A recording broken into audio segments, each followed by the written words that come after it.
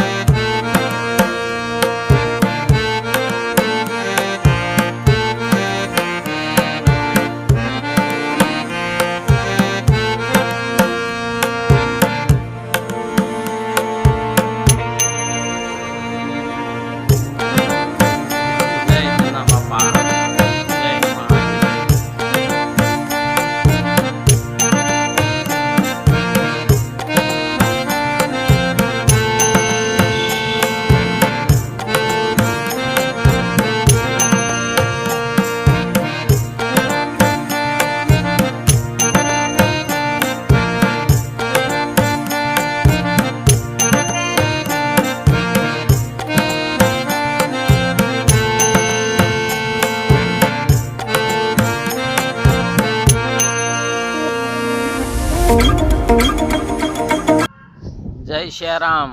ભક્તજનો મોજમાં છો ને, મોજમાં રહ્યો, આનંદમાં રહ્યો, હરતા ફરતા રહ્યો અને હરિની ખોજમાં રહ્યો. તો આપણે ધના ભગતની જગ્યામાં ભારે મજા આવે. હો ભાઈ, જગ્યા બહુ સુંદર ને સ્વસ્થ અને સારી છે. ત્યાં સ્નાન કર્યા અને બપોરનો મહાપ્રસાદનો ભોજન લીધું ને સત્સંગ કર્યો ને બહુ મજા આવી. ત્યાં દેવજી ભગતની હારે અમે કલાક જેવો સત્સંગ કર્યો ને અત્યારે હવે અમે દડવા જઈએ છીએ. તો આગળના વિડીયોમાં બિના રહેજો. જય સિયારામ.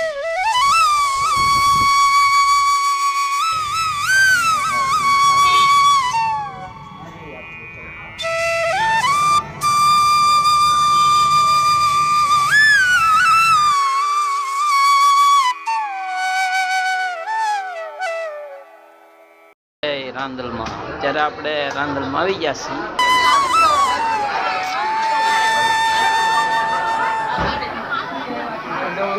દડવા આવી ગયા છે રાંદલમાંના દર્શન કરવા. ભાઈબંધ દોસ્તારો સગા સંબંધીને હંધાય તમે રાંદલમાંના દર્શન કરાવજો. હો ભાઈ, આપણો વિડીયો મોકલજો, હંધાઈને શેર કરજો. જય મહારાજ.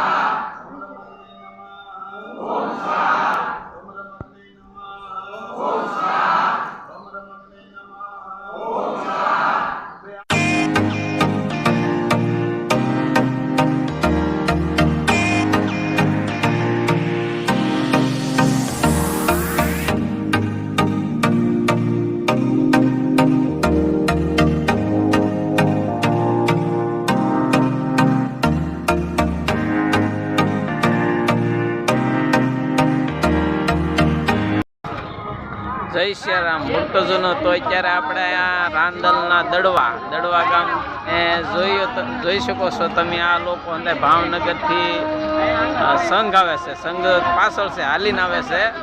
ઘણો સંઘ મોટો છે.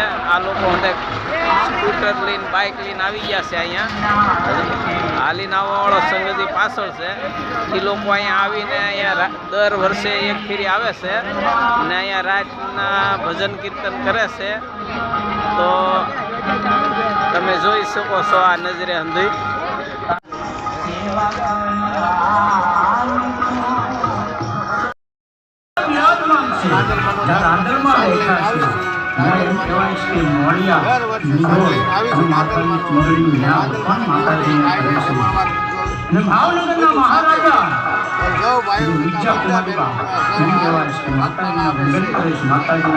જય સિયારામ. તો ધના ભગતની જગ્યામાં જેવી મજા આવી એવી રીતે આપણને રાંદલમાના સાનિધ્યમાં પણ બહુ આનંદ કર્યો. પછી રાજુ બાપુની ત્યાં શિવકથા પણ ચાલે છે.